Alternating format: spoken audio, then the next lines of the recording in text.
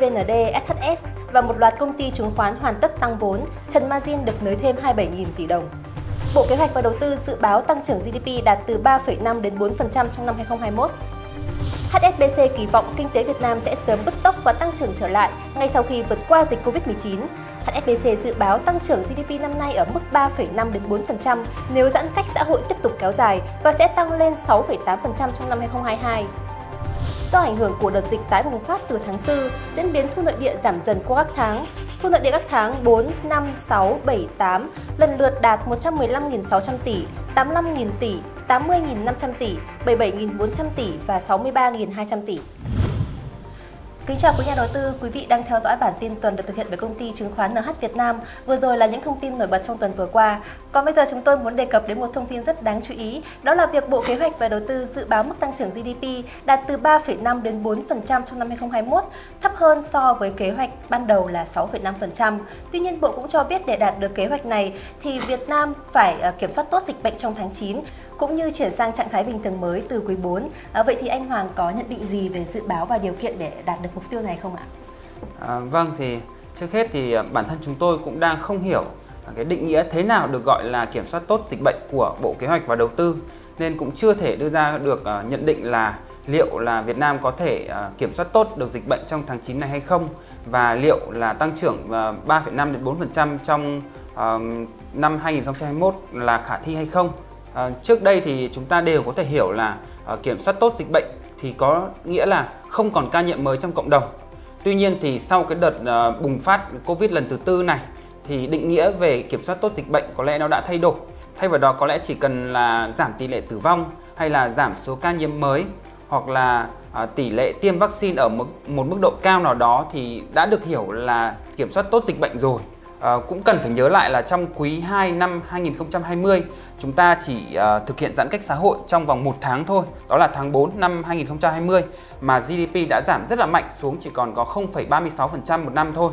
Còn trong làn sóng Covid thứ tư hiện tại thì Việt Nam đã tiến hành giãn cách xã hội ở hầu hết tỉnh thành phố trong suốt cả 3 tháng quý 3, nên trong thời gian tới nếu mà GDP quý 3 ở mức âm, đâu đó từ âm 2 đến âm 5% thì cũng là điều không có gì bất ngờ cả. Dạ vâng, và trong quý 3 năm ngoái, tức là quý sau đợt giãn cách xã hội, thì chúng ta đã có 100 ngày không có ca mắc mới ngoài cộng đồng. Tuy vậy thì GDP cũng chỉ tăng lên từ 0,36% lên 2,62%, tức là chỉ tăng lên 2,3% thôi, đúng không ạ? Vâng, thì tất nhiên là GDP quý 4 thì nó còn phụ thuộc vào một số yếu tố. Ví dụ như thứ nhất là tình hình kiểm soát dịch bệnh ở Việt Nam, và thứ hai là khi mà chúng ta mở cửa ấy, thì dịch bệnh nó sẽ bùng phát ở mức độ nào, và chính phủ sẽ có những biện pháp nào để đối phó với sự bùng phát trở lại của dịch bệnh, cũng là một ẩn số mà rất khó đoán ở thời điểm hiện tại. Tuy nhiên thì trong cái trường hợp tốt nhất mà GDP quý 4 có thể tăng được khoảng 2,3% so với quý 3, tức là bằng với mức tăng của năm ngoái, thì đâu đó quý 4 chúng tôi đánh giá cũng chỉ tăng được khoảng tầm 0,5% so với cùng kỳ thôi. Và trong trường hợp đó thì GDP của cả năm 2021 sẽ rơi vào khoảng tầm dưới 2,5%. Tóm lại thì chúng tôi đánh giá rằng mức tăng trưởng 3,5% cho năm 2021 của Bộ Kế hoạch và Đầu tư thì rất khó là đạt được. Dạ vâng, tuy nhiên thì mức tăng trưởng này cũng khá là ấn tượng phải không ạ? Khi mà nhiều quốc gia đã phải chịu mức tăng trưởng âm trong đợt sóng dịch Covid-19 lần đầu tiên. Và sau đây thì anh Hoàng có thể tổng kết thị trường chứng khoán tuần qua được không ạ? VN Index trong tuần qua thì tăng 7,3 điểm, tương đương với mức tăng là 0,5%. Số lượng mã tăng điểm chiếm áp đảo số mã giảm điểm. Tuy nhiên thì nhóm ngân hàng và bất động sản với giá trị vốn hóa lớn nhất thị trường thì lại giảm điểm, do đó VN Index chỉ tăng nhẹ. Điểm nhấn tuần qua có lẽ là bộ đôi VIX và Vinhome đều giảm điểm do bị khối ngoại bán dòng rất là mạnh. Dòng tiền tuần qua tập trung khá mạnh vào nhóm các cổ phiếu dịch vụ tiêu dùng và vận tải hành khách, ví dụ như là bán lẻ, bia, hàng không. Ngoài ra thì nhóm tài nguyên cơ bản như là dầu khí và than thì cũng tăng rất là mạnh. Bên cạnh đó thì các cổ phiếu có nội tại kém hoặc là chưa rõ ràng, ví dụ như là TGG, BII, APG, GKM, SMT hay là AGM đã bắt đầu có những phiên giảm rất là mạnh, thậm chí giảm sàn với cây nến đỏ và dài, cho thấy là đã có những dấu hiệu phân phối nhất định. Thanh khoản tuần qua nhìn chung là tiếp tục giảm mạnh ở hầu hết các nhóm ngành, ngoại trừ nhóm dịch vụ tiêu dùng và dầu khí. Vâng, cảm ơn anh về những chia sẻ vừa rồi. Vậy tình hình mua bán của khối ngoại cũng như là diễn biến về lãi suất và tỷ giá trong tuần qua như thế nào ạ thưa anh? Trong tuần qua thì khối ngoại tiếp tục bán dòng và đã là tuần bán dòng thứ 6 liên tiếp. giá trị bán dòng cũng rất lớn là 2.862 tỷ. Các mã bị bán dòng mạnh là VIX, Vinhome, Vietcombank và Hòa Phát. Trong khi đó các mã được mua nhiều là VND và Sabeco. Lãi suất qua đêm liên ngân hàng tuần qua không đổi ở mức là 0,64%, còn lãi suất trái phiếu chính phủ kỳ hạn 3 năm giảm 1 điểm cơ bản về 0,77% một năm. Tỷ giá tiếp tục giảm nhẹ 10 đồng về 22.630 đồng và 22.810 đồng cho chiều mua và bán. Nhìn chung thì lãi suất và tỷ giá thì không có nhiều biến động. Dạ vâng, xin cảm ơn anh. Hiện nay thì chỉ số lạm phát của Mỹ đang thu hút sự chú ý của các nhà đầu tư phố Wall cũng như trên toàn thế giới, vì lạm phát của nền kinh tế lớn nhất thế giới có thể ảnh hưởng đến những định hướng về chính sách tiền tệ của Fed. Vậy thì anh có nhận định gì về vấn đề này không ạ?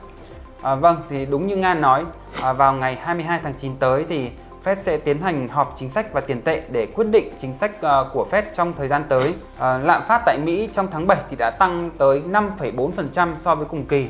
Và lạm phát trong tháng 8 tiếp tục được dự báo ở mức rất là cao là 5,3% so với cùng kỳ. Do đó thì giám đốc của quỹ đầu tư Blakely Advisory Group đã nhận định rằng nếu như mà lạm phát còn tiếp tục nóng như hiện tại thì Fed hoàn toàn có thể ngừng cái chương trình mua tài sản ngay trong tháng 9 này, chứ không phải là đợi đến tháng 11 nữa. Dù xác suất để mà xảy ra cái điều này là khá là thấp. Tuy nhiên thì nếu như mà trong trường hợp nó thành sự thật thì có thể sẽ trở thành cú sốc khá là lớn đối với thị trường chứng khoán Mỹ và qua đó nó sẽ ảnh hưởng tiêu cực tới thị trường chứng khoán Việt Nam. Dạ vâng, vậy thì anh có nhận định gì về thị trường chứng khoán trong tuần này không ạ? Thị trường chứng khoán tuần này thì theo chúng tôi cũng không có gì khác so với cả các cái tuần trước đó. Các cái mã vốn hóa lớn mà ảnh hưởng nhiều đến chỉ số, ví dụ như là nhóm ngân hàng này hay là họ nhà VIX như là VIX và Vinhome thì đang ở vùng kém tích cực, hoặc là cùng lắm thì là đang ở vùng trung lập mà thôi. Còn các cái mã mà được kỳ vọng sẽ tăng trưởng lợi nhuận tốt trong thời gian tới, ví dụ như là Masan, FPT này hay Thế giới di động thì giá cổ phiếu vẫn đang ở vùng đỉnh lịch sử. Chúng tôi thì vẫn bảo lưu quan điểm là thị trường đang ở vùng khá là rủi ro, bởi vì thứ nhất là số liệu tăng trưởng GDP quý 3 và mùa báo cáo tài chính quý 3 thì sắp đến gần và triển vọng thì có lẽ là không khả quan lắm. Và thứ hai là một số mã có tình hình tài chính kém, ví dụ như là GKM, APG, TGG, AGM, BII, SMT và DDV thì đã có những phiên giảm sàn và cho thấy đang bước vào cái vùng phân phối rồi. Do đó thì nhà đầu tư cũng nên thận trọng với các cái diễn biến hiện tại của thị trường. Tuy nhiên là VN Index hiện tại thì vẫn đang tăng điểm và hiện tại thì đã vượt cả ngưỡng kháng cự tại mốc 1.350 điểm rồi. Dòng tiền vào thị trường thì vẫn đang rất là mạnh và liên tục tìm kiếm cơ hội ở nhiều cổ phiếu và nhiều nhóm ngành khác nhau. Nên có lẽ là chúng ta có lẽ cũng phải dần chấp nhận với cái thực tế của dòng tiền, đó là thị trường thì đang rủi ro, tuy nhiên thì dòng tiền vẫn đang ở lại để tìm kiếm cơ hội đầu tư. Do đó thì theo chúng tôi là cái chiến lược hợp lý hiện tại có lẽ là giảm dần tỷ trọng cổ phiếu và tăng dần tỷ trọng tiền mặt. Tuy nhiên với cái phần tiền mà nhà đầu tư dự kiến dành cho đầu tư cổ phiếu thì có thể sẽ nâng cái mức độ chấp nhận rủi ro lên một chút và qua đó đầu tư vào những cái cổ phiếu có mức độ rủi ro cao hơn và có tính đầu cơ cao hơn ở thời điểm thị trường hiện tại. Dạ vâng, xin cảm ơn những nhận định và chia sẻ vô cùng giá trị của anh. Với những nội dung vừa rồi từ chứng khoán NH Việt Nam, chúng tôi hy vọng đã mang đến những thông tin hữu ích giúp quý nhà đầu tư có thể xây dựng được chiến lược giao dịch hiệu quả trong tuần này. Bản tin của chúng tôi được phát vào thứ Hai hàng tuần trên kênh YouTube Chứng khoán NH Việt Nam. Hãy đăng ký theo dõi kênh và nhấn vào chuông thông báo để đón nhận những thông tin sớm nhất. Cảm ơn quý nhà đầu tư đã quan tâm theo dõi. Còn bây giờ xin chào tạm biệt và hẹn gặp lại quý vị trong những bản tin tiếp theo.